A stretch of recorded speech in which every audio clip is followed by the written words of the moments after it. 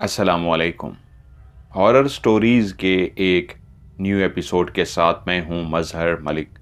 कैसे हैं आप लोग? उम्मीद है खैरियत से होंगे। आज जो कहानी मैं आपको सुनाने जा रहा हूं, जहां वो खौफनाक है वहां पे बहुत ज़्यादा मुनफरिद भी है। बाकी जितनी भी कहानी आज तक मैंने आपको सुनाई हैं उनसे बहुत ज़्यादा डिफरेंट है। आज लोगों के साथ जो खौफनाक वाकयात होते हैं वो सोशल नेटवर्क पे और स्पेशली वीडियो की सूरत में दूसरों के साथ शेयर करते हैं। लेकिन आज से कई साल पहले जब लोगों की जिंदगी में इंतहाई खौफनाक, भयानक और अजीबो गरीब कोई वाकया जो उनकी जिंदगियों को बदल देता था वो पेश आता था, तो वो अपने वक्त के किसी रिसाले में, किसी अखबार में उस कहानी को शेयर करते थे। आज की कहानी भी एक ऐसे ही शख्स की है जिसका नाम है इमरान इशफाक, और उन्हीं की ही कहानी, उन्हीं की ज़बानी ये अपने वक्त की बड़ी मशहूर व मारूफ कहानी है। इमरान इशफाक कहते हैं, मैं सबसे पहले अपना तारुफ करा दूं। मेरा नाम, जैसा कि आप जान चुके हैं, इमरान इशफाक है। मैं एक अमीर माँ बाप की औलाद हूं। मैंने जिस घर में आंख खोली तो वहां पे नौकर चाकर, बंगला, गाड़ी, सब कुछ पहले से मौजूद था। और सबसे बड़ी बात यह थी, उनके यहाँ औलाद, सिर्फ एक ही बेटा पैदा हुआ, उसके बाद कोई औलाद ना हो सकी, और वो मैं था, अकलौता। जिस जगह पे हमारा घर था ये एक पोश एरिया था। उसी घर के बिल्कुल साथ ही मेरे वालिद के भाई, जो मेरे चचा लगते थे, वो एक बहुत बड़े हमारी ही तरह के बंगले के अंदर रहते थे। और खुदा की तरफ से ऐसा हुआ कि उनके यहां भी सिर्फ एक ही औलाद हुई, उनकी अकलौती बेटी, जिसका नाम था जोया। जोया भी मां बाप की अकलौती थी और मैं भी अपने मां बाप का अकलौता बेटा था, और दोनों हम एक दूसरे के कजन थे। जैसे जैसे हम बड़े हुए तो जोया मुझे पसंद करने लगी। दोनों वालिदैन की आपस में ख्वाहिश हुई कि बच्चों की आपस में शादी कर दें। जोया मुझे बुरी नहीं लगती थी, लेकिन हां, जोया को मैं कोई खास पसंद भी नहीं करता था। लेकिन वालिदैन की मर्जी के आगे हम दोनों ने हां कर दी, जो मेरी और जोया की मंगनी हो गई। क्योंकि वो मेरी फर्स्ट कजन थी, इसलिए घर में आना जाना, वो आराम से मेरे बिस्तर, मेरे बेडरूम तक आ जाती, घर में घूमती फिरती, और मैं भी इसी तरह बेतकल्लुफ होकर उसके घर में इसी तरह चला जाता। और जब हमारी मंगनी हो गई तो भी हमारे आने जाने में कोई खास फर्क नहीं पड़ा, पहले की तरह ही हम आते जाते थे। वालिदैन अब घर में होते, वो बहुत बड़ा कारोबार, वो जो बिजनेस संभाल चुके थे, सेट कर चुके थे, अब उसको मैं संभालता था, उसकी देखभाल मैं करता। मैं ऑफिस जाता, सारा दिन ऑफिस के मामलात को देखता और शाम को घर वापस आ जाता। जिंदगी बहुत ही जबरदस्त गुजर रही थी कि वहीं पे एक दिन ऑफिस के अंदर बैठे हुए, उस दिन डैड भी मेरे साथ ऑफिस में थे, फोन आया कि अम्मी को हार्ट अटैक हुआ है और फौरी तौर पे उनको अस्पताल लेके गए हैं। मैं और डैड भागते हुए परेशानी के आलम में सब कुछ छोड़ के अस्पताल पहुंचे तो पता लगा कि उनको जो दिल का दौरा पड़ा है वो शदीद नहीं था, एक मामूली दिल का दौरा था, लेकिन बर वक्त अस्पताल पहुंचा दिया गया और उनको तिब्बी इमदाद दे दी गई और वो ठीक हो गई। लेकिन डॉक्टरों ने कहा था अम्मी को वहीं अभी कुछ दिन रखना होगा। यूं मैं सब काम काज छोड़ के अब अस्पताल में हर वक्त मौजूद होता। मुझे अपनी मां से बहुत प्यार था, जहां अपने बाप से था वहीं मां से भी बहुत ज्यादा था। मैं अपनी मां की देखभाल के लिए वहीं पे मौजूद होता। प्राइवेट कमरे के अंदर अम्मी को शिफ्ट कर दिया गया था, क्योंकि जहां पैसा होता है तो वहां पे दिल का दौरे जैसी घर के अंदर मुसीबत आए तो अमीर लोग इतनी जल्दी घर वापस नहीं लेके आते कि डॉक्टरों से कहते हैं तमाम चेक करें, मजीद सब कुछ टेस्ट करें ताकि दोबारा से ऐसा ना हो। तो अम्मी एक प्राइवेट रूम के अंदर थी। ऐसे ही एक दिन अम्मी से मिलके मैं कमरे से बाहर निकलने लगा तो एक नौजवान सी नर्स, जिसने एक व्हील चेयर पकड़ी हुई थी, वो उस व्हील चेयर को लेके सामने से आ रही थी। और जैसे ही निगाह मेरी खुद ब खुद उस व्हील चेयर के ऊपर गई तो मैं देखता ही रह गया। उस व्हीलचेयर के ऊपर एक ऐसी हसीनो जमील लड़की बैठी हुई थी जिसके सर के ऊपर बाल नहीं थे, उसका सर ऊपर से गंजा था और उसका चेहरा एक तरफ ढलका हुआ था, उसकी आंखें खुली हुई थीं। यकीनन मैं उसको देखते ही समझ गया वो अपने होशो हवास में नहीं है, वो कोमा में है या किसी बेहोशी की हालत में है। वो पलकें नहीं झपक रही थी, जिस्म के किसी हिस्से को हरकत नहीं कर रही थी, बेहोशी की सी हालत में एक तरफ पड़ी हुई थी। लेकिन सर पे बाल ना होने के बावजूद भी उसके अंदर कोई जादू था, कोई सहर था, ऐसी कशिश थी कि दूर से आते हुए जिसको मैंने जब देखा तो अपनी जगह पे रुक सा गया, चलना भूल सा गया और वहीं खड़ा उसको देखता रहा, देखता रहा, देखता रहा, यहां तक कि वो नर्स उसको मेरे करीब से लेके आगे बढ़ गई। और फिर से मैंने मुड़ के देखा, ये कहां जा रही है नर्स इसको लेके, ये लड़की कौन है? मैंने इससे पहले इतनी खूबसूरत लड़की नहीं देखी थी जिसके बाल सर पे ना होने के बावजूद भी उसकी कशिश के अंदर कमी नहीं आई थी। मेरे कदम तो पहले ही रुक चुके थे। मैं मुड़ा और आहिस्ता आहिस्ता उसी नर्स के पीछे जाना शुरू हो गया। आगे जाके एक प्राइवेट रूम था जिसके अंदर नर्स उस लड़की को लेकर अंदर दाखिल हो गई और मैं समझ गया ये प्राइवेट रूम उसी लड़की का है। खैर मैं चला गया, लेकिन पता नहीं क्या हुआ, उस रात सोते हुए मेरे दिमाग में मुसलसल वो लड़की घूम रही थी। अम्मियाँ बिल्कुल ठीक थी, परेशानी वाली कोई बात नहीं थी, लेकिन वो लड़की पता नहीं क्यों बार बार मेरे दिमाग में आती रही।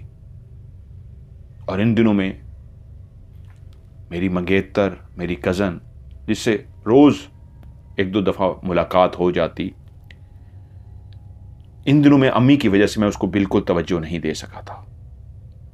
और जोया मुझसे कई दफ़ा कह चुकी थी, इमरान पता है आंटी की वजह से आप बहुत परेशान हो, लेकिन इसका मतलब ये तो नहीं कि आप मुझसे बात भी ना करो, आप तो मुझसे बात भी नहीं कर रहे। और मैं उससे कहता, जोया अम्मी के साथ जो हुआ है उसने मुझे हिला के रख दिया है, तो मैं उसकी वजह से काफ़ी परेशान हूँ। हाँ, उसी की वजह से शायद मैं तुम्हें इतना टाइम नहीं दे पा रहा। अम्मी ठीक होके घर वापस आ गई, लेकिन पता नहीं क्यों वो लड़की जिसका मैं नाम भी नहीं जानता था, जिसको एक निगाह देखने के बाद ऐसी दिल पे दिमाग पे सवार हो गई थी कि मैं समझ ही कुछ नहीं पाया था कि क्या हुआ है मेरे साथ। कि अम्मी जब घर वापस आई तो उसके तीसरे दिन मेरे कदम खुद ब खुद अस्पताल की तरफ जा रहे थे। मैं गाड़ी के अंदर सवार हुआ और गाड़ी का रुख मैंने सीधा अस्पताल की तरफ किया और अस्पताल के अंदर जाकर सबसे पहले मालूम करने की कोशिश की कि उस लड़की का नाम क्या है। तो पता लगा कि उस लड़की का नाम है फायजा। मैं पहले उसका कमरा देख चुका था। मैं चलता हुआ सीधा फायजा के कमरे की तरफ गया। वो एक प्राइवेट रूम था। उसके शीशे के बाहर खड़ा मैं उसको देख रहा था। वो बिस्तर के ऊपर इस अंदाज में लेटी हुई थी जैसे पहले उसको मैंने कुर्सी पे बैठे हुए देखा था, बगैर कोई हरकत किए। उसकी सांसें चल रही थी, दिल की धड़कन कायम थी, तभी तो वो जिंदा थी, वरना एक बिल्कुल मुर्दा लाश की तरह। फायजा एक मुर्दा लाश की तरह थी। मैं अभी खड़ा देख ही रहा था कि पीछे से एक आवाज आई, एक्सक्यूज मी। मैंने जैसे ही मुड़ के देखा तो वही नर्स जिसने उसको व्हील चेयर पे बिठा के ला रही थी, पहली दफा देखा था, वही नर्स मेरे पीछे खड़ी थी और मुझसे बोली, आप यहां क्या कर रहे हैं? आप कौन हैं? ओ, याद आया, आपको तो मैं पहले भी देख चुकी हूं। आपकी शायद वालदा को दिल का दौरा पड़ा था और आप रोज आते थे। मैंने कहा, जी। क्या नाम है आपका? तो मैंने कहा, मेरा नाम इमरान है। तो बोली, इमरान साहब, ये तो प्राइवेट रूम है, यहां पे हर कोई नहीं आ सकता, आप खड़े क्या कर रहे हैं? मैंने कहा, मैं सामने इस मरीजा जिसका नाम फायजा है उसको देख रहा हूं। तो वो बोली, क्यों? आप तो इसके कोई रिश्तेदार नहीं हैं, ये तो रिश्तेदार ही आते हैं देखने के लिए, तो आप क्यों देखना चाहते हैं? मैंने कहा, आपका नाम क्या है सिस्टर? तो वो बोली, मेरा नाम मारिया है। मैंने कहा, मारिया सिस्टर, मुझे नहीं पता मैं क्यों यहां आया हूं, लेकिन मैं इसको देखने आया हूं। वो मुझसे बोली, इमरान साहब, आप अपने काम से काम रखिए, बेहतर है आप इससे दूर हो जाइए। आप इस माजरे को जानने की कोशिश भी ना कीजिए। मैं आपको मशवरा दूं तो इस मामले से जितना दूर रह सकते हैं इसी लम्हे से दूर रहिए, यह आपके लिए अच्छा होगा। हटिए। और उसने दरवाजा खोला और अंदर चली गई, फायजा के पास। ये उसने ऐसा क्यों कहा है? मैं इस बात पे हैरान था, लेकिन बाहर खड़ा रहा। थोड़ी देर के बाद उसने मुझे देखा कि मैं अभी तक बाहर खड़ा हूं, तो उसने मुझे इशारा किया, अंदर आ जाओ। मैं चलता हुआ अंदर चला गया। शायद वो मेरी आंखों के अंदर उस कशिश को पड़ चुकी थी जो उस बिस्तर पे लेटी फायजा के लिए थी। मुझसे बोली, क्या चाहते हैं आप? मैंने कहा, सिस्टर, मुझे खुद नहीं पता, मैंने देखा है और इसकी हाल अहवाल जानने के लिए आ गया हूं। उसने कहा, आपने देख तो लिया है, ऐसे ही लेटी रहती है, ना बोलती है ना कुछ खाती पीती है, बस एक जिंदा लाश है। इससे आगे क्या जानना चाहेंगे? इसलिए आपको बाहर ही कहा था, जाइए। मैंने उससे कहा, मुझे इसके बारे में जानना है और मुझे पता लगा है कि आप ही इसकी देखभाल करती हैं, आप इसके बारे में जानती हैं। उसने सर से पांव तक मुझे एक दफा देखा और गहरी निगाह देखने के बाद बोली, अगर आप इसके बारे में जानना चाहते हैं तो मैं आपको एक बात बता दूं, इस राज को सिर्फ मैं ही जानती हूं। बिस्तर पे लेटी फायजा के साथ क्या हुआ है सिर्फ मुझे पता है, और आप अभी इसी लम्हे इस कमरे से तो बाहर चले जाइए, मैं आपको बाहर आके मिलती हूं। मैंने कहा, ठीक है, मैं बाहर आपका इंतजार कर रहा हूं। मैं चलता हुआ बाहर आ गया और थोड़ी देर के बाद वो नर्स भी बाहर आ गई। मुझसे बोली, हाँ अब बोलिए, क्या चाहते हैं आप? मैंने कहा, सिस्टर, मुझे उसके बारे में जानना है। वो बोली, मिस्टर इमरान, एक तो आप मुझे सिस्टर कहना बंद कीजिए, मैं आपकी सिस्टर नहीं हूं, और दूसरा, अगर आपको फायजा के बारे में जानना है तो आपको उसके बदले में कुछ मुझे देना होगा। मैं कहा, मैं समझा नहीं। वो बोली, इसके बदले आपको मुझे रकम देनी होगी। आपका हुलिया बताता है कि आप बहुत अमीर खानदान से हैं और आपकी जब वालदा आई थी उसी वक्त पता लग गया था। तो अगर आप मुझे एक रकम दें तो उसके बदले में आपको वो सब बातें बता सकती हूं जो जानना चाहते हैं आप फायजा के बारे में। मैंने उससे कहा, देखिए मारिया, मुझे जरूर उसके बारे में जानना है, लेकिन ये मुझे समझ नहीं आई, आप मुझसे पैसों की डिमांड क्यों कर रही हैं? वो बोली, कल अगर आपका दिल मान जाए तो पैसे लेके, कल आपका दिल मान जाए तो मेरे पास आ जाइएगा, मैं आपको बता दूंगी कि मुझे कितने पैसे चाहिए, नहीं तो आपकी मर्जी है, चलती हूं। वो चली गई। मैं बाहर ही खड़ा था और वहीं से गाड़ी में बैठा रवाना हो गया। घर पहुंचा,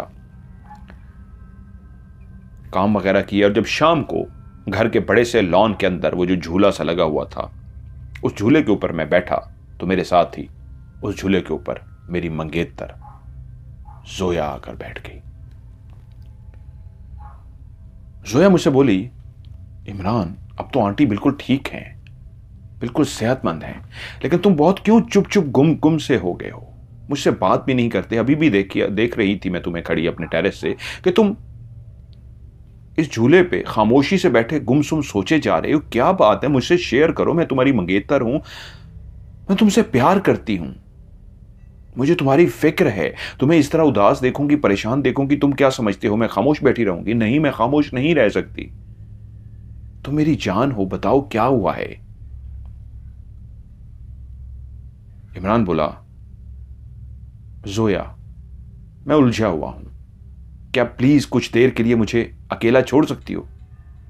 क्या इमरान, तुम होश में तो हो? बजाय कि तुम मुझे अपनी परेशानी शेयर करो, तुम मुझे वाकई मजाक कर रहे हो या सीरियस कह रहे हो कि मैं यहां से चली जाऊं? तो इमरान ने कहा, मैं सीरियस कह रहा हूं। और जब उसने इमरान का चेहरा देखा तो वो सीरियस है, तो वो पांव पटकती हुई वहां से चली गई। वो अकेला कुछ सोचना चाहता था कि मैं मां बाप का अकलौता हूं, जोया मेरी मंगेतर है, मुझसे प्यार करती है, ठीक है मुझे उतनी अच्छी नहीं लगती, लेकिन मैं भी उसके साथ इन्वॉल्व हूं। एक लड़की जिसके राज को जानने की कोशिश कर रहा हूं और वो मारिया नर्स मुझे कह रही है कि ऐसा राज है जिसको कोई भी नहीं जान सकता सिवाय वो जानती है। मैं क्यों उसकी तरफ जा रहा हूं? क्या है उसके अंदर कशिश? उस राज को मैं क्यों उसकी जिंदगी के बारे में जानना चाह रहा हूं? मुझे नहीं पता था।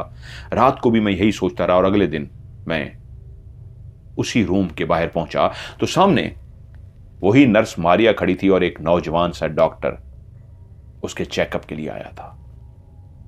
दरवाजा हल्का सा खुला था, मैं बाहर ही रुक गया तो मुझे मारिया की आवाज आई, डॉक्टर साहब, ये जो बिस्तर पर लेटी है ना, इससे कहीं प्यार तो नहीं कर बैठे? डॉक्टर एकदम से अजीब सा होकर मारिया को देख के बोला, क्या कह रही हैं आप? वो बोली, हाँ, इतना कहना चाहती हूं डॉक्टर साहब, इससे जो भी प्यार करता है फिर वो जिंदा नहीं रहता। आपसे पहले भी कुछ लोग जो जवान थे, नौजवान होने के साथ साथ इसके हुस्न पे मर मिटे थे,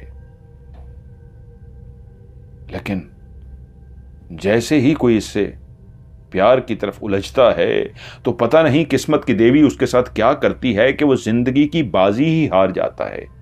आपको मशवरा दूंगी, आपकी आंखों की चमक मैंने देखी है, क्योंकि मैं इसके साथ जुड़ी हूं, इसका ख्याल रख रही हूं, सब इसके राजों के बारे में जानती हूं। तो आपको इतना मशवरा दूंगी, इससे मोहब्बत करने की कोशिश मत कीजिएगा। एक पूरी राज से भरी हुई लड़की है, आपकी जान भी चली जाएगी। डॉक्टर एकदम से फिर गुस्से से बोला, ये किस तरह की अब अजीबोगरीब बातें कर रही हैं? वो बोली, मैं आपके जज्बात को देख चुकी हूं सर, इसीलिए ऐसी बातें कर रही हूं, अपना फर्ज समझ के कि आपको रोक सकूं। मुझे आपकी जिंदगी से प्यार है, आप एक बहुत अच्छे डॉक्टर हैं, आप एक मोहब्बत करने वाले नफीस इंसान हैं, अभी आपका कैरियर पड़ा है और कहीं ऐसा ना हो एक ऐसी गलती जिसकी सजा बहुत भयानक है, मौत की सूरत में, आपको भी मिल जाए, इसलिए मैं आपको आगाह कर रही हूं, मेरा यकीन कीजिए। और उसी लम्हे वो बाहर निकली। सामने इमरान खड़ा था। मारिया ने इमरान को देखा और मुस्कुरा पड़ी और बोली, थोड़ी देर के बाद आना। इमरान वहां से चला गया। डॉक्टर ने चेकअप वगैरह किया, वो चला गया। इमरान थोड़ी देर के बाद दोबारा उस कमरे के आगे गया तो मारिया उसका इंतजार कर रही थी। वो उससे बोला, हां, मुझे इसके बारे में जानना है। मारिया बोली, ठीक है, यहां नहीं, कल फलां होटल के अंदर मुझे इतने बजे मिलना, कल हम इस टॉपिक पे बात करेंगे, अभी तुम जाओ। इमरान समझ गया ये मारिया एक लालची लड़की भी है और फायदा भी उठा रही है। जहां वो डॉक्टर को मना कर रही है, मुझे राज भी बताना चाहती है और पैसे भी लेना चाहती है, लेकिन मुझे समझ नहीं आ रही, मुझे इस लड़की के बारे में जानना है, हर सूरत जानना है, सो कुछ भी हो मुझे जानना है। वो चला गया। उधर उसकी मंगेतर अपने बाप से बोली, पापा, मुझे नहीं पता इमरान को क्या हो गया है, वो मेरी मोहब्बत है, आप जानते हैं, वो मेरा प्यार है। तो बाप प्यार से बोला, हां मेरा बच्चा, मुझे पता है और मैं अपनी बेटी की खुशी के लिए सब कुछ दुनिया में करने को तैयार हूं, तो बात क्या है? तो वो बोली, पापा आजकल वो उलझा हुआ है, मुझे लिफ्ट नहीं करा रहा, पता नहीं क्यों मैं उससे बात करने की कोशिश करती हूं, वो बात भी नहीं करता।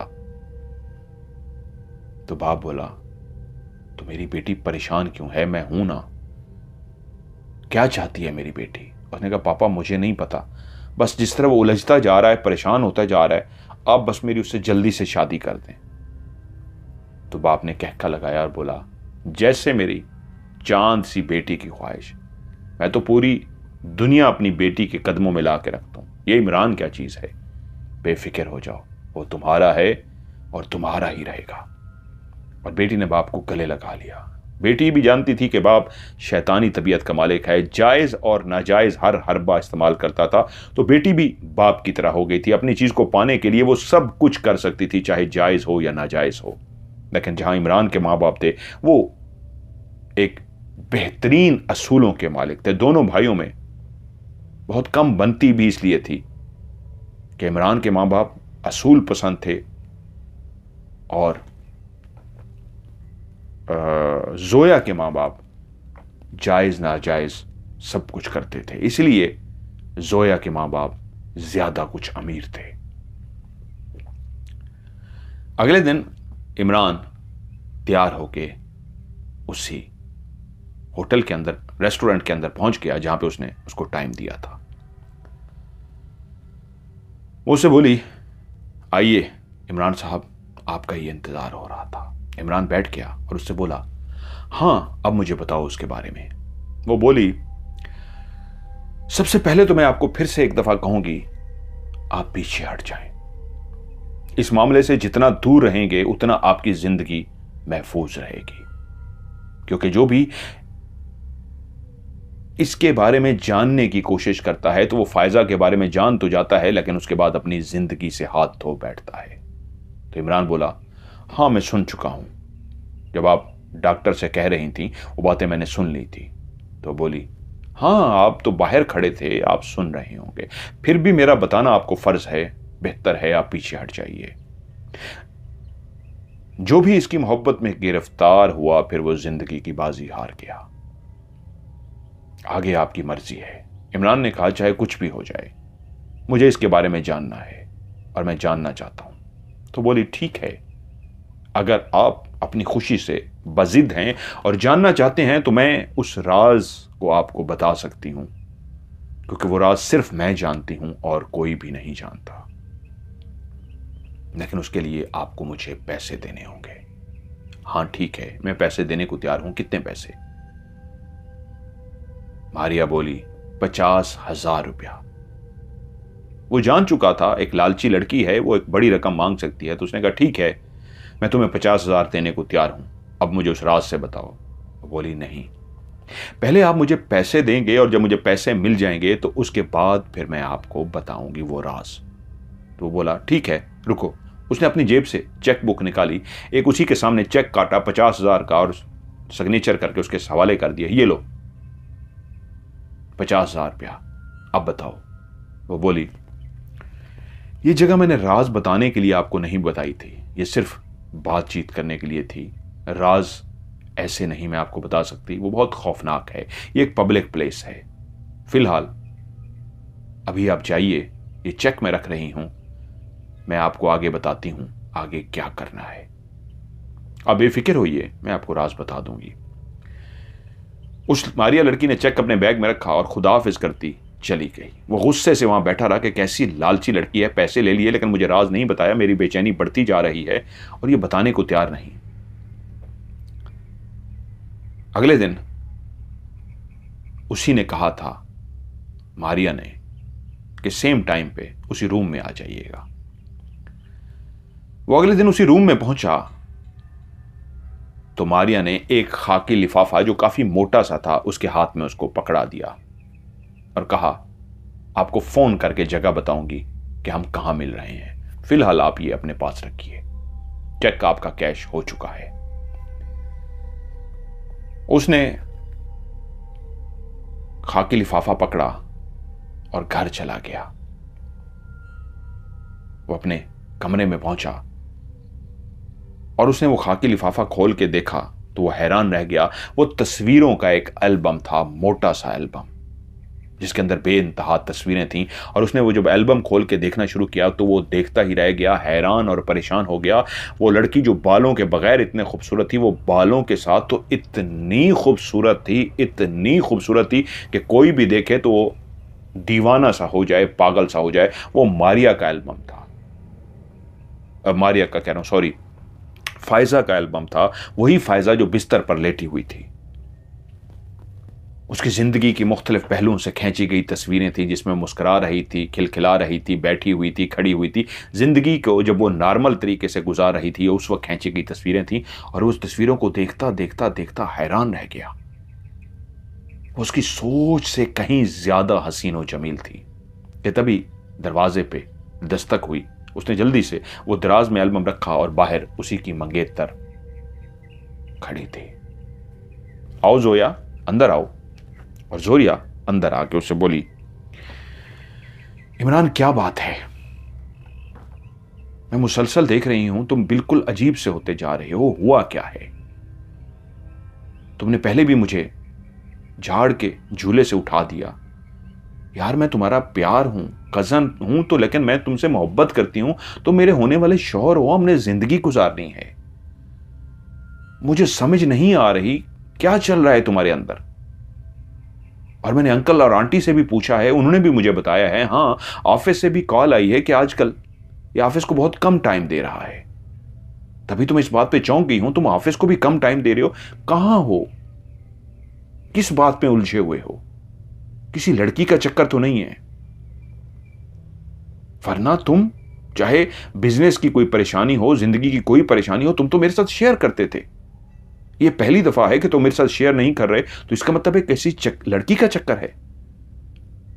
तो इमरान बोला, अरे नहीं यार जोया, ऐसा कुछ भी नहीं है, बस उलझा हुआ हूं, थोड़े से परेशानी है, ठीक हो जाएगी, तुम टेंशन ना लो, अब मैं चलता हूं, ये उसने कहा और बाहर निकल गया।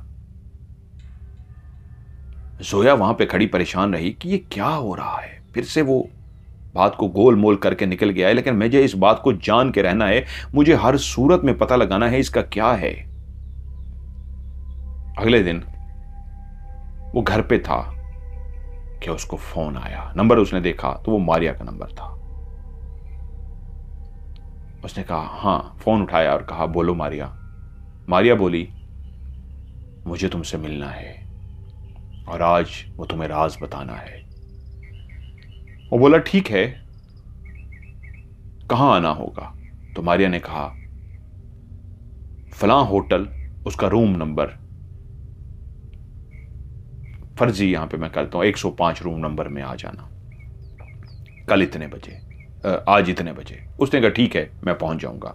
आज वो ऑफिस भी नहीं गया। उसकी मंगेतर जोया सही कह रही थी, उसकी तवज्जो भी नहीं थी ऑफिस में। डैड थोड़ी देर के बाद कमरे में आ गए और उससे बोले, इमरान तुम कहां उलझे हुए हो, क्या हुआ है? ऑफिस से कॉल आई है कि आजकल इमरान साहब ऑफिस भी बहुत कम टाइम दे रहे हैं, मैं इन दिनों में नहीं जा सका, तो तुम भी वहां पे नहीं जा रहे हो, तुम्हें पता तो है मैं मसरूफ हूं, वरना मैं चला जाता होता हूं, कहां हो तुम आजकल? वो बोला नहीं पापा, बस जल्दी चला जाऊंगा, एक दो मामला थे जिसमें इश्यू थे, जिसमें उलझा हुआ था, अब परेशान ना हो, मैं चला जाऊंगा। पापा कमरे से चले गए और वो पापा उसको कह के गए थे, जोया भी परेशान है इस बात पे कि उलझे हुए हो, जोया ने बताया है, कुछ बताते भी नहीं हो, खामोश हो, क्या है? उसने पापा को भी कोई जवाब नहीं दिया था। बाप उसका चला गया। वो टाइम पे तैयार हुआ और उसी लम्हे अपने टेरेस पे खड़ी हुई उसकी मंगेतर जोया ने देखा कि वो जल्दी से निकल रहा है कहीं। अब वो फैसला कर चुकी थी उसका पीछा करने का कि ये कहां जाता है, किससे मिलता है, क्या एक्टिविटीज है। तो वो जल्दी से अपने घर की गैराज को खोल के अपनी गाड़ी उसके पीछे लगा चुकी थी।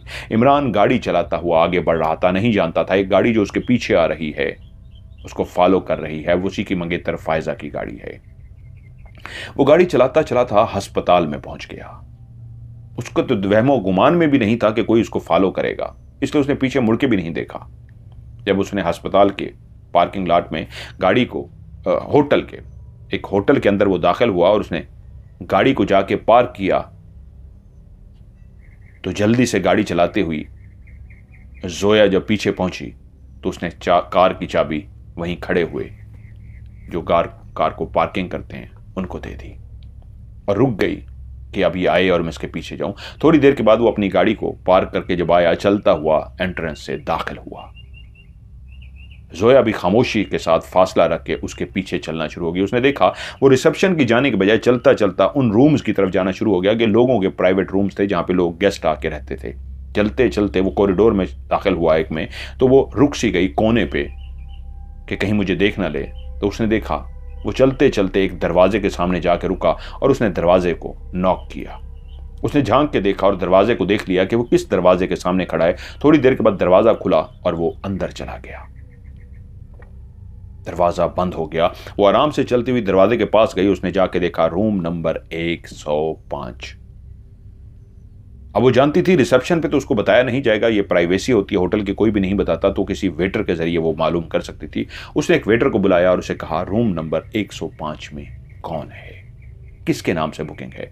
उसने कहा मैम हम नहीं बता सकते, यहाँ की प्राइवेसी होती है। उसने एक बहुत बड़े कुछ नोट निकाले और उसके हाथ में थमा दिए कि अब तो बताओगे। उसने कहा ज़रूर, अब मैं ज़रूर बताऊंगा। थोड़ी देर के बाद वो पता करके आया और उसने आके जोया को बताया कि रूम नंबर 105 में फायजा के नाम से बुकिंग है, कोई फायजा लड़की वहां पे है।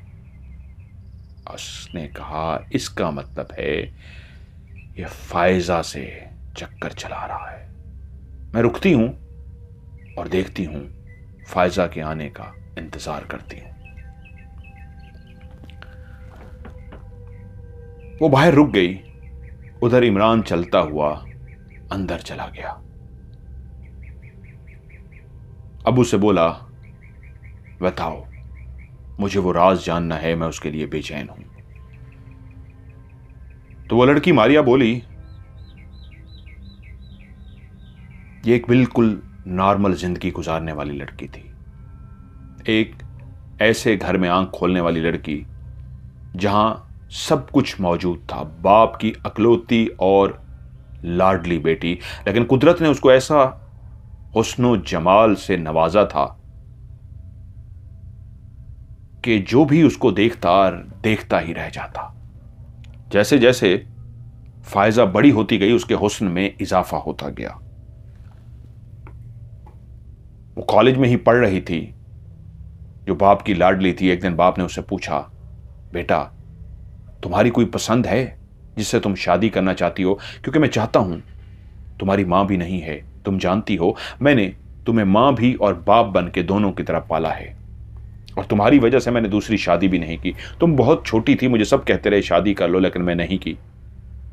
तो फायजा ने बाप को गले लगाया और कहा, जी हां, मैं जानती हूं आपने मां और बाप का मुझे प्यार दिया है। बाबा, मेरी कोई भी पसंद नहीं है, अगर मेरी होती तो मैं जरूर आपको बता देती।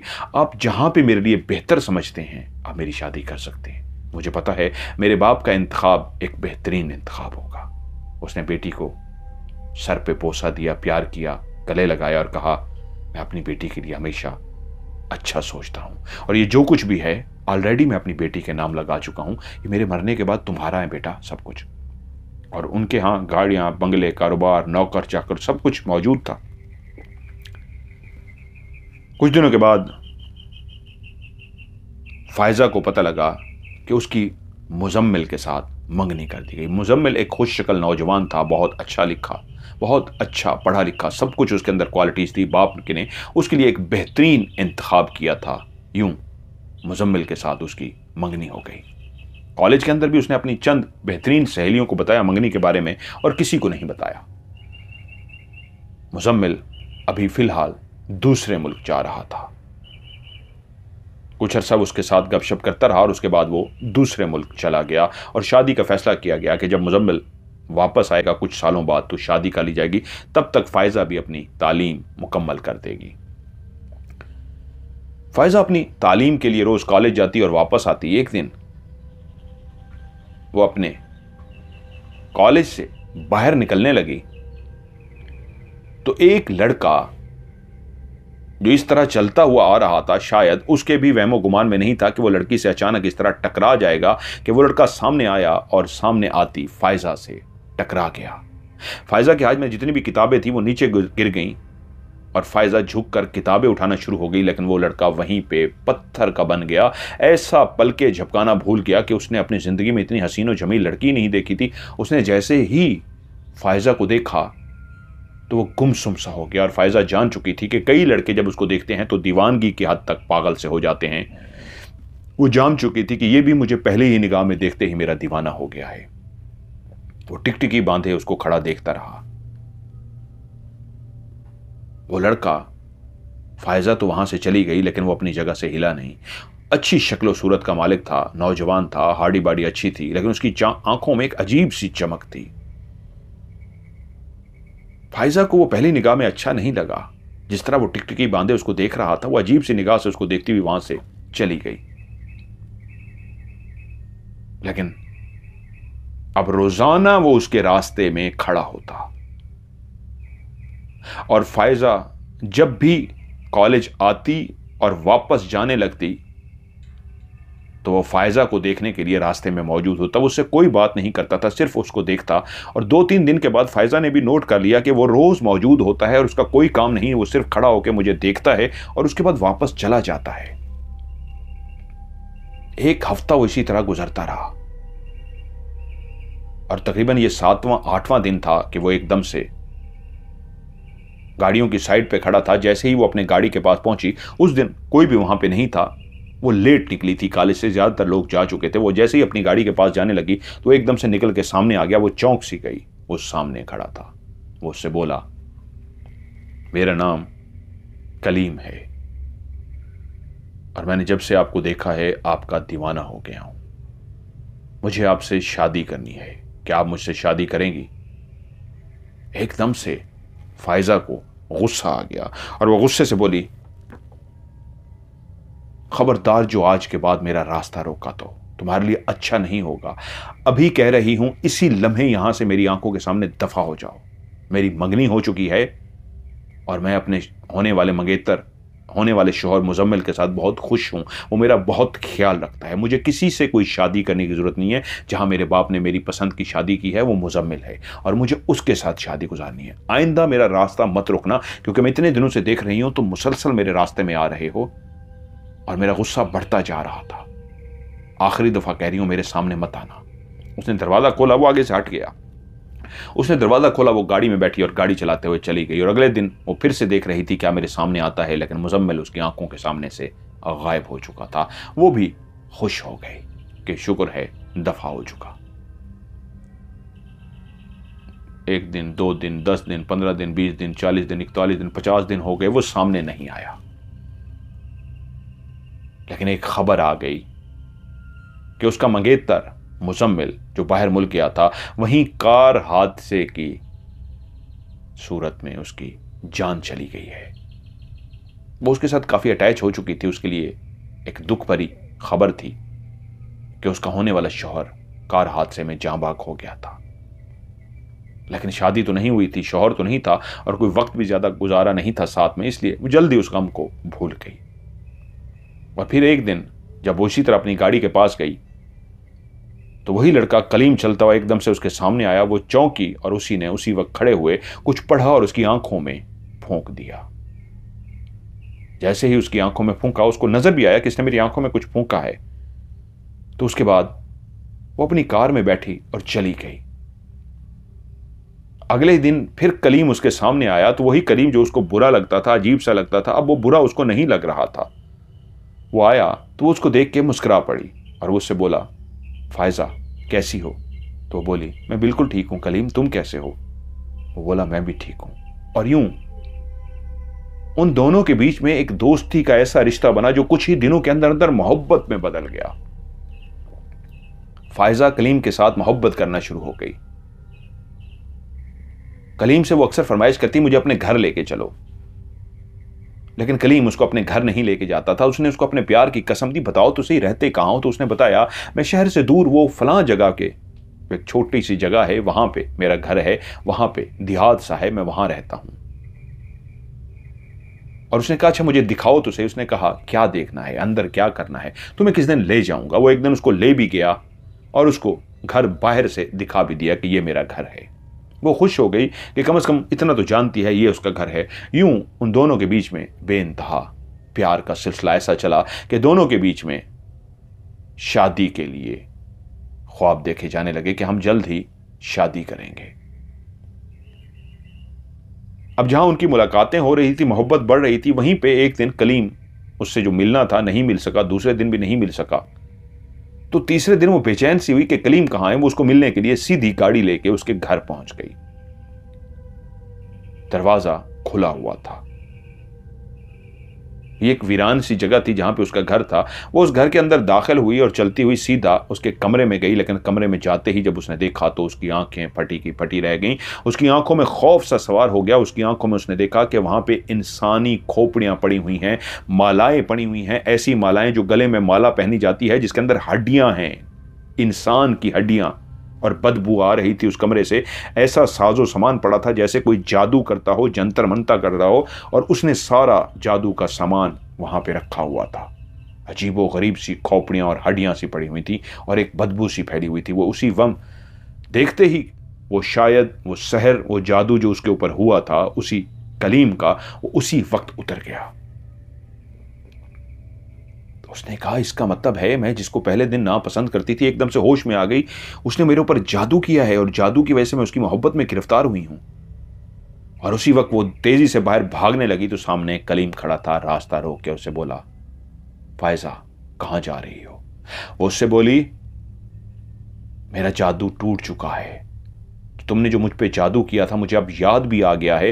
होश में जैसे मैं नहीं थी, तुमने पढ़ के मेरी आंखों में कुछ फूंका था, उसके बाद शायद मैं तुम्हारी मोहब्बत में गिरफ्तार हो गई।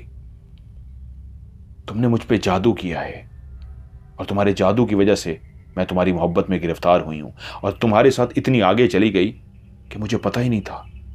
हट जाओ मेरे रास्ते से, वरना मैं अभी अभी अपने बाप को बुला लूंगी और तुम जानते नहीं मेरा बाप क्या कर सकता है तुम्हारे साथ। उसने कहा ऐसे तो मैं तुम्हें नहीं जाने दूंगा, रुको रुको मेरी बात सुनो। उसने कहा मैं तुम्हारी कोई बात नहीं सुनूंगी। वो बिफर चुकी थी, शदीद गुस्से में थी, लेकिन शायद वो भी जान चुका था कि उसका राज खुल चुका है और राज खुलते ही उसका जादू, उसका सहर जो था वो खत्म हो चुका है। उसने फौरी तौर पे फायजा के बाल पकड़ लिया अपने हाथों में और वो चीखना शुरू हो गई। उसको घसीटता हुआ अंदर कमरे में लेके गया और उसके बालों को काट दिया और कहा, मैंने तुम्हारे बालों पे काट दिया है, अब तुम सिर्फ और सिर्फ मेरी हो। कोई चाहे भी तो तुम्हें हासिल नहीं कर सकता जब तक मैं न चाहूं। जाओ, तुम्हारे बाल मेरे पास हैं। वो वहां से भागती हुई घर चली गई। वो उसको बता चुका था कि वो उसके बालों पे जादू करेगा। वो घर पहुंची और जाते ही उसने बाप को सारी बात बता दी। बाप बेटी के कटे हुए बाल देख के हैरान रह गया। बाप इतना शदीद गुस्से में आया, उसने कहा रुको मैं इसका बंदोबस्त करता हूं। वो किसी को भेजता, बाप जनूनी सा होके खुद उसके घर पहुंच गया। बेटी को पहली दफा उसने रोता हुआ देखा था। बेटी के ऊपर किसने जादू कर दिया था और बेटी के ऊपर ऐसा किया था कि वो वहां पहुंचा, वो उससे बात करना चाहता था उस लड़के से, लेकिन वो लड़का जो जादूगर था, जो बहुत ज्यादा काले इल्म का माहिर था, उसको नहीं पता था कि इस तरीके उसका बाप पहुंच जाएगा। जैसे ही उसका बाप पहुंचा तो वो भी हड़बड़ा गया और फायजा का बाप अपने साथ पिस्तौल भी लेके गया था। वहां पे दोनों में तू तकरार हुई और जब उसने देखा कि लड़का उस पर भी जादू कर सकता है तो बाप ने पिस्तौल निकाला और सीधा उस पर गोलियां चला दी और वो लड़का धड़म से जमीन पर गिर गया। बाप वहां से खामोशी से वापस आ गया और बेटी को आके बताया कि मैंने उसकी जान ले ली है, मैंने उसको मार दिया है। तो बेटी परेशान हो गई कि इस बात का किसी को पता लग गया बाबा तो क्या होगा। वो बोले, मैं नहीं डरता, किसी को पता लगता है लग जाए, कोई किसी पे क्या कोई जादू भी कर सकता है, कोई इतना जालिम भी हो सकता है, मैं उसको नहीं छोड़ सकता। लेकिन उसी रात जब बाप मार के आया, बेटी को उसने बताया तो बेटी उसी वक्त से कुछ अजीब सी होती जा रही थी। शायद वो उससे पहले उसके बालों पे जादू कर चुका था। बाप ने मार तो दिया लेकिन बेटी की तबीयत खराब होती गई, इतनी खराब होती गई कि बेटी बिस्तर पर गिरी और बेहोश सी हो गई। बाप बेटी को लेकर सीधा अस्पताल पहुंचा तो पता लगा वो कोमे जैसी कैफियत में चली गई है, ना बोल सकती है, ना खा सकती है, ना कुछ कर सकती है। जस्ट उसके जिस्म के अंदर जान बाकी है, वो एक बेहोश है, कोमे के अंदर है। बाप एक अमीर कबीर शख्स था, उसने बेटी की देखभाल करने के लिए वहीं पे बेहतरीन डॉक्टरों का बंदोबस्त किया और वहीं पे वो नर्स मारिया उसकी देखभाल के लिए मुस्तकिल की गई। उसने मारिया को भी कुछ पैसे दिए और अस्पताल वालों को एडवांस में इतने पैसे दे दिए कि जितनी भी जरूरत हो चेक काट के दे दिया कि मेरी बेटी का ख्याल रखना है। और यूं अस्पताल में उसका प्राइवेट कमरा लेके देखभाल की जाने लगी। वो एक अमीर बाप था, उसकी सारी दौलत बेटी के नाम वो पहले ही कर चुका था, तो उसने एडवांस में इतना पैसे भर दिए थे कि मेरी बेटी को ये ना हो कि हर महीने आके मैं पैसे दूं, जितना चाहिए इसका बेहतरीन इलाज करें। यूं उसका बेहतरीन इलाज तो हो रहा था लेकिन वो कोमा से वापस ना आती। तो उस मारिया नर्स ने जब यहां पे बात खत्म की तो इमरान बोला, आगे क्या हुआ? तो वो बोली, उसके बाद मैं इसकी देखभाल करना शुरू हो गई और उसका बाप आता रहा और मुझसे भी मिलता रहा, बेटी से बैठ के बातें करता, यहां तक कि वो सारे राज उसके बाप से मैंने इस तरह मालूम किए कि बाप ने वो डायरी ला के मुझे दे दी जो वो अपनी डायरी हमेशा लिखती थी। उसने डायरी निकाली और इमरान के हवाले कर दी। ये लो, ये डायरी पढ़ के मुझे सारी जिंदगी के उसके हालात पता लग चुके हैं। कुछ उसके बाप ने बता दिया था, लेकिन तकदीर को कुछ और मंजूर था।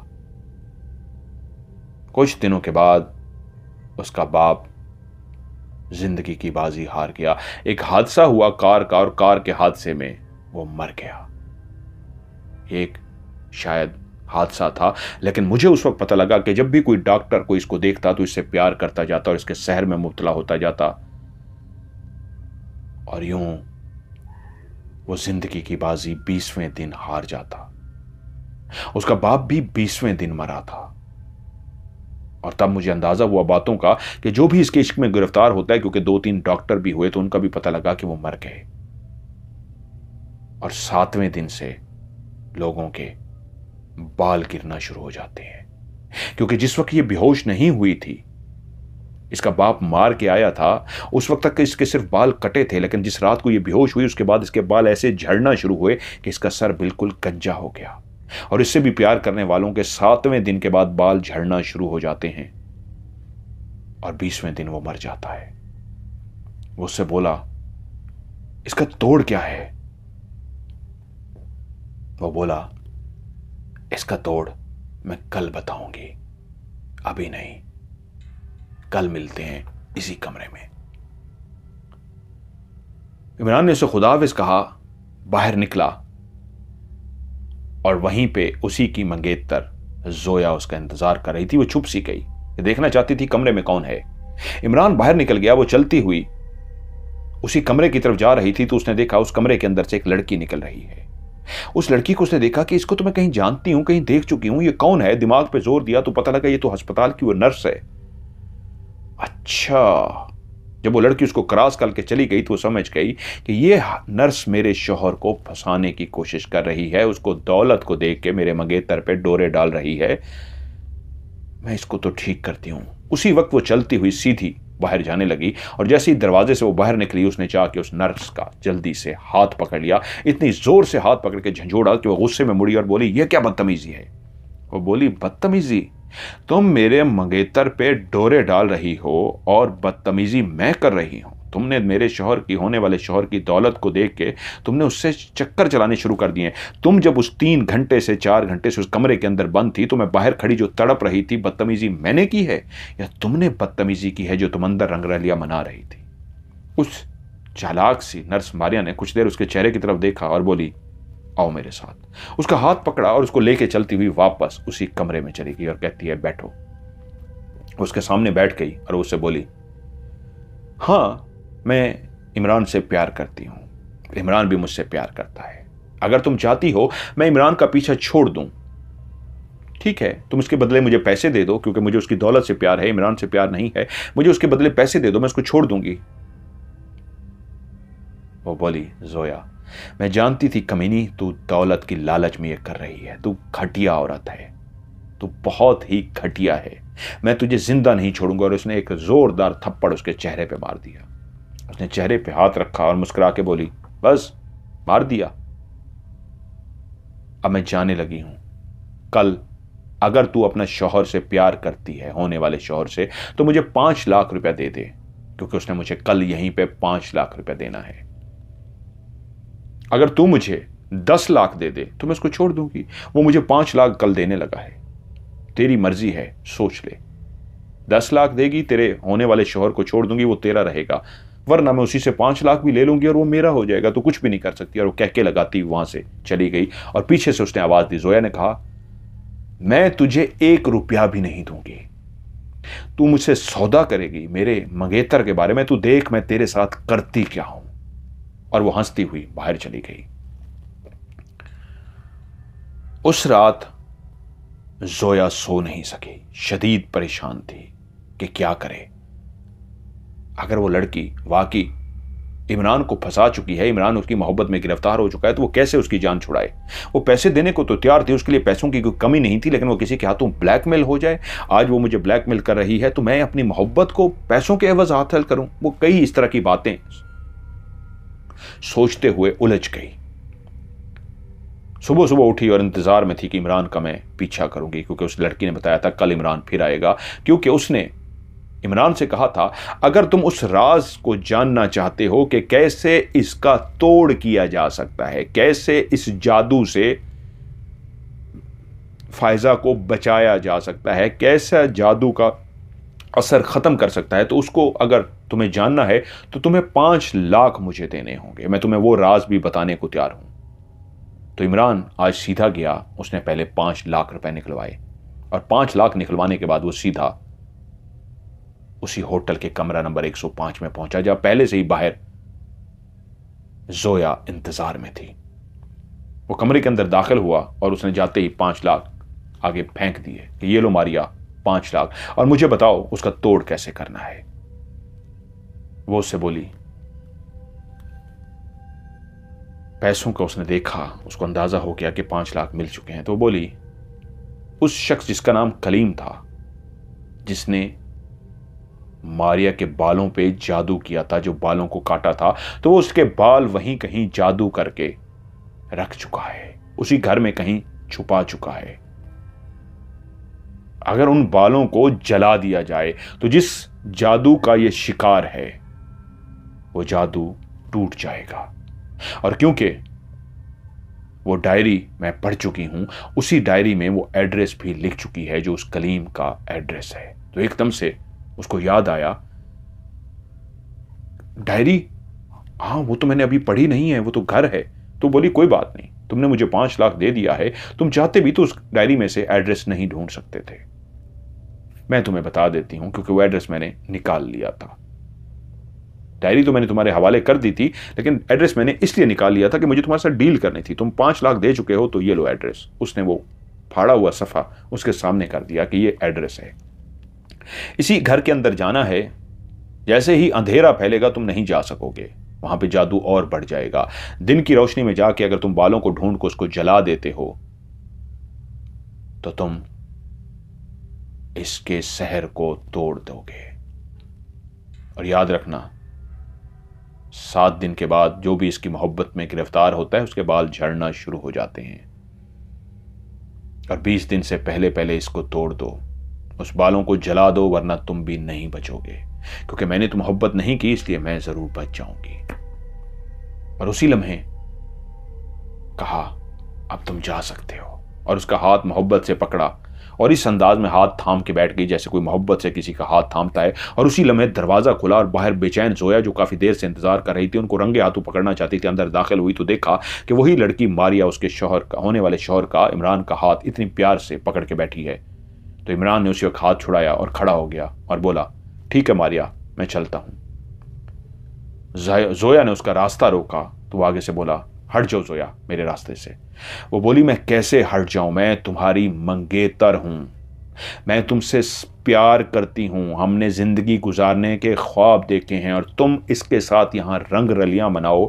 कल भी तुम यहां 3-4 घंटे इसके साथ थे, आज भी, और मैं बाहर बेचैन थी, जिसने अपनी हाथों से अपनी आंखों से देखा है तुम्हें यहां पे, उसको कह रहे हो वो रास्ते से हट जाए।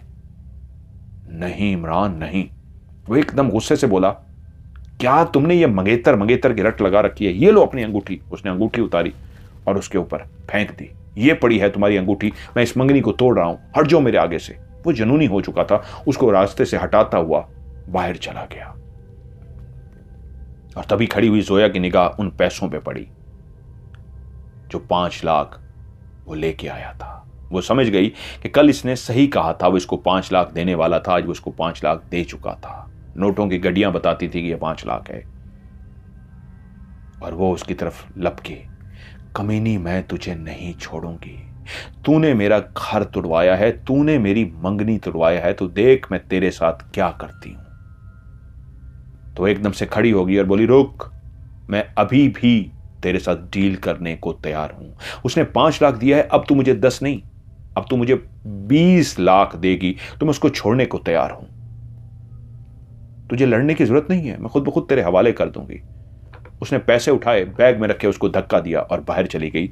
वहां पे बैठ के जोया रोती रही। लेकिन जैसे ही वो अपने घर पहुंची उसने अपने बाप के उस खास मुलाजिम को, जिसको वो जानती थी कि बाप भी कई उसे 2 नंबर काम कराता है, जायज़ या नाजायज़, उसने फ़ोन किया। उसने कहा, मैं जोया बोल रही हूँ। उसने कहा, हाँ जोया। जी मैम बोलिए। उसने कहा, मेरा एक काम करना है। वो जान चुका था वो शदीद गुस्से में बिफरी है। उसने कहा, आप हुक्म कीजिए। उसने कहा, ये एक नर्स है मारिया नाम की, उसके घर को ट्रेस करो और आज रात ही उसका चेहरा बिगाड़ दो। मुझे कल के अखबारों में खबर नजर आनी चाहिए कि वो मर चुकी है, वरना याद रखना मैं तुम्हें नहीं छोड़ूंगी। मैं पापा से कह के तुम्हारी जान दिलवा दूंगी, तुम्हारी जान ले लूंगी मैं।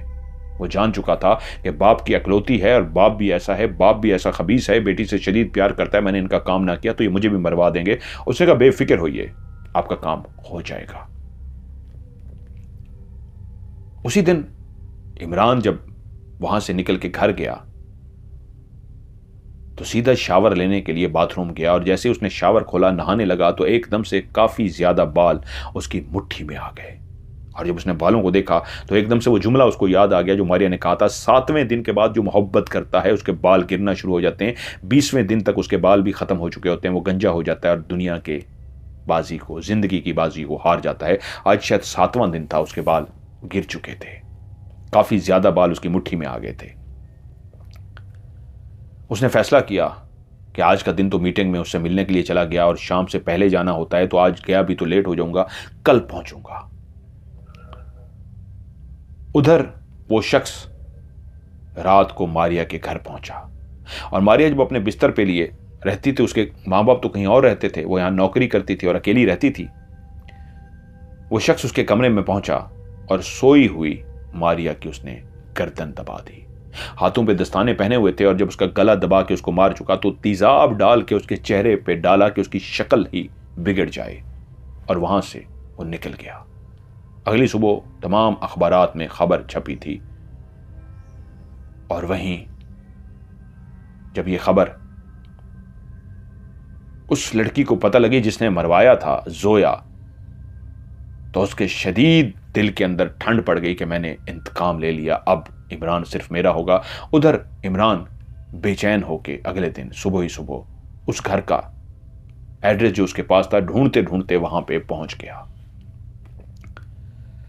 वो वाकई दूर दराज एक अकेला बना हुआ घर था, काफी बड़ा घर था, कोई तकरीबन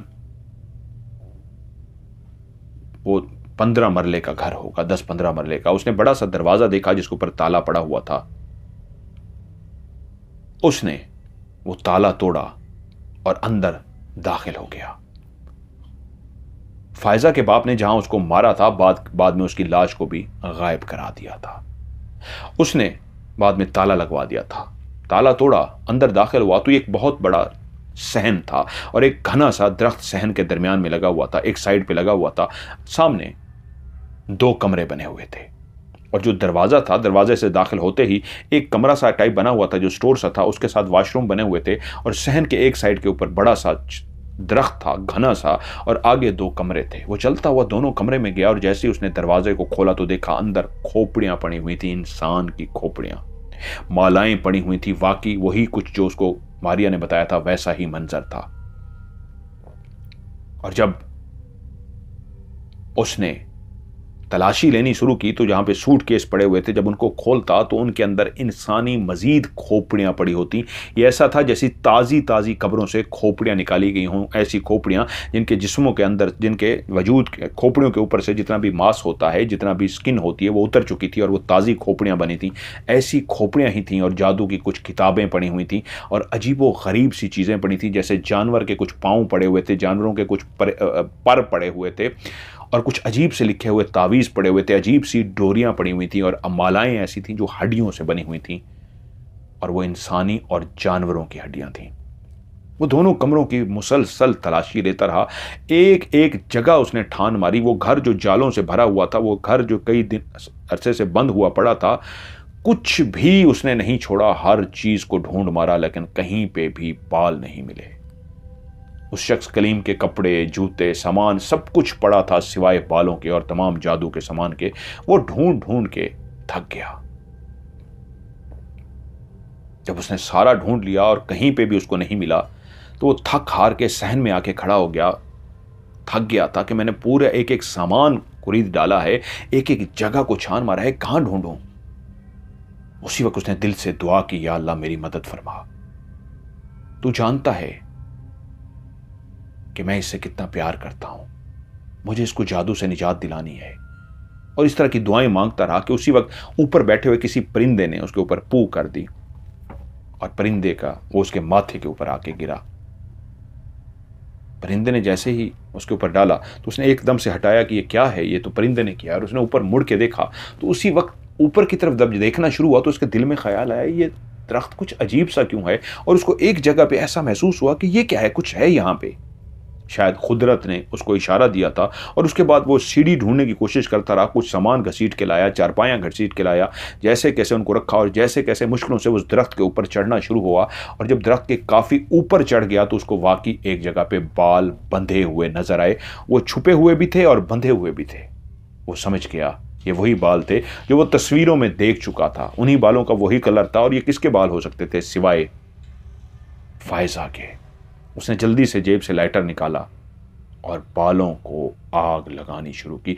और जैसे ही बालों को आग लगी उसी वक्त उस घर के अंदर से एक काला स्याह धुआं निकलना शुरू हो गया। ऐसे जैसे घर के अंदर आग लगती है और काला धुआं निकलता है, ऐसा सहन के अंदर दिन की रोशनी में कमरों के अंदर धुआं निकलता आ रहा था कमरों के अंदर से, और पूरे सहन को अपनी लपेट में लेता जा रहा था। उस दरख्त के इर्द गिर्द जैसे जैसे बाल जलते जा रहे थे, दरख्त के इर्द गिर्द भी धुआं था, गोल गोल चक्कर काट रहा था और इतना तेज था जैसे किसी का जिस्म हो उस धुएं के अंदर और वो तेज तेज चक्कर काट रहा हो। वो तेज तेज नीचे ना सिर्फ चक्कर काट रहा था, पूरा सहन धुएं से भरा था, बल्कि पूरे घर के अंदर एक चीखो पुकार शुरू हो गई। मध्यम सी ऐसी चीखो पुकार थी जैसे कई वजूद हों, इंसानी वजूद औरतों और मर्दों के, जो चीखो पुकार कर रहे हों। वो सारे चीखो पुकार कर रहे थे और धुआं ही धुआं भरता जा रहा था। जब तक बाल चलते रहे वो चीखो पुकार और धुआं रहा, और जब पूरे बाल चल गए तो आहिस्ता आहिस्ता नीचे वो काला स्याह धुआं भी और चीखो पुकार भी बंद हो गई। अब वो आराम से नीचे उतरा। वो बालों को जला चुका था और जब वो वहां से रवाना हुआ तो सीधा अस्पताल पहुंचा। और एक बात मैं यहां पे जो बताना भूल गया पीछे, उसका मंगेतर जो मुजम्मिल था, वो जो कार हादसे में मरा था, वो भी इसी कलीम ने जादू से मारा था। उसने 41 रातों का चिल्ला किया था और उसने उसको मारा था, क्योंकि जब वो फायजा इस घर में आई थी उसने जादू को देख लिया था। तो तब उसको कलीम ने खुद बताया था कि तुम्हें पाने के लिए मैं पहले से चिल्ले कर रहा था, सब कुछ कर रहा था। मेरा मकसद तुम्हें पाना नहीं था, दौलत हासिल करना था। लेकिन जब तुम मेरी जिंदगी में आ गई तो मैंने अपना मकसद भी पीछे रख दिया। देखो मैं तुमसे कितना प्यार करता हूं, अपनी दौलत का मकसद पीछे रख के मैं तुम्हें हासिल करने के लिए बैठ गया। 41 दिन का मैंने चिल्ला करके तुम्हारे शौहर होने वाले मंगेतर होने वाले शौहर मुजम्मिल को पहले मार दिया और फिर अपनी उस दौलत की ख्वाहिश को भी पीछे छोड़ के तुम्हें पाने के लिए मैं ये जादू करता रहा। तुम मेरी मोहब्बत को ठुकरा रही हो, जो अपनी इतनी बड़ी ख्वाहिश, कितना दौलतमंद हो जाता, उसने दौलत को ठुकरा दिया सिर्फ तुम्हें पाने के लिए। अब वो चिल्ला कर रहा है तुम उसे ठुकरा के जाओगी। और जब उससे गुस्से से बोली थी हाँ मैं तुम्हें ठुकरा के जाऊंगी, तभी उसने उसके फिर बाल पकड़े थे और उसको अंदर लेके गया था। इमरान बालों को जलाने के बाद जब अस्पताल पहुंचा तो उसको पता लगा फायजा को होश आ चुका है, फायजा होश में है। वो जैसे ही अंदर दाखिल हुआ तो फायजा उसको देख के बोली, इमरान तुम इमरान हो ना? तो एकदम से चौंक पड़ा। जिसको होश आ चुका था, बिस्तर पे लेटी हुई थी, आंखें खुली हुई थी, उसको बोला हाँ मैं इमरान हूं, लेकिन आप मुझे कैसे जानती हैं? वह उससे बोली तुम जब जब यहां आते रहे तुमने एक दफा मेरा हाथ भी पकड़ा था, और जिस शहर को आज तुम तोड़ के आए हो मुझे पता चल गया है, तुम्हारी वजह से मुझे जिंदगी मिल गई है, नहीं तो मैं एक जिंदा लाश थी। तुम्हारा बहुत बहुत शुक्रिया। इमरान खुशी से भागा, डॉक्टर को बुला के लाया। उसको यह तक याद ना रहा कि मारिया नजर नहीं आ रही। वो खुशी में ऐसा पागल हो गया था, डॉक्टरों को लेके आया और कहा ये होश में आ चुकी है। वो बोले हाँ ये होश में आ चुकी है, लेकिन वो कहा मारिया क्या तुम अपने पांव हिला सकती हो? उसने कहा नहीं। तो डॉक्टर बोले नहीं, ये काफी अरसा कोमा में रही है, इसका जिस्म खून की गर्दिश उस तरह नहीं है, इसका बहुत ख्याल रखना होगा, मसाज करना होगा, खून की गर्दिश को तेज करना होगा, इसकी देखभाल करनी होगी। इनके वाले साहब ने पैसा तो जमा करा दिया था, लेकिन वाले साहब इनके नहीं आ सके। आप कौन हैं? उसने कहा मैं इनका हूं। मैं इनको देखभाल करूँगा। तो वो बोले ठीक है, अब आप जो जो आपको बताते जाएं आप करते जाएं, ये ठीक हो जाएंगी। सब कुछ भुला के इमरान उसके साथ बैठ गया, उससे बातें करता, उसके पाँव पे खुद मसाज करता, डॉक्टर करते, उसकी देखभाल करता।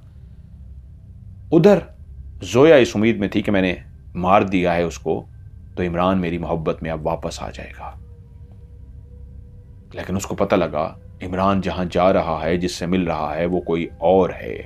वो लड़की जो मारिया, जिसको वो मरवा चुकी है, वो लड़की नहीं थी। वो लड़की वो है जो अस्पताल में है और उसका नाम फायजा है।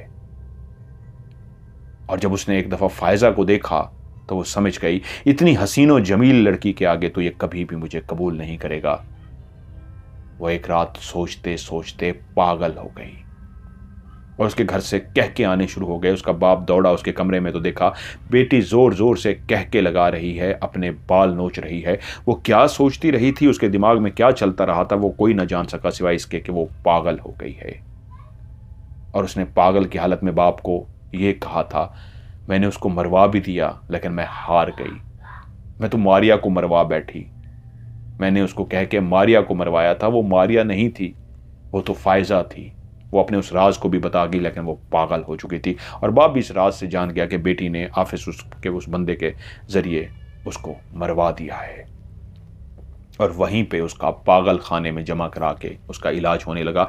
उधर इमरान उसकी देखभाल करता रहा और कुछ दिनों के बाद उसके पाँव इस काबिल हो गए कि अब वो उठ के बैठ सकती थी, पाँव को हिला सकती थी, साखियों के सहारे वो चल फिर सकती थी। अब वो इतनी बेहतर होती जा रही थी कि इमरान खुश था। उसकी मोहब्बत अब आहिस्ता आहिस्ता चलना शुरू हो गई थी और उसके सर पे बाल भी आना शुरू हो गए थे। वो इमरान जिसके बाल गिरे थे कुछ, उसके बाल भी रुक गए क्योंकि सहर टूट चुका था, जादू टूट चुका था। और यूं वो अपनी मोहब्बत की इतनी देखभाल कर रहा था कि उसको पता लग चुका था कि मारिया मर चुकी है, अखबार में आ चुका था।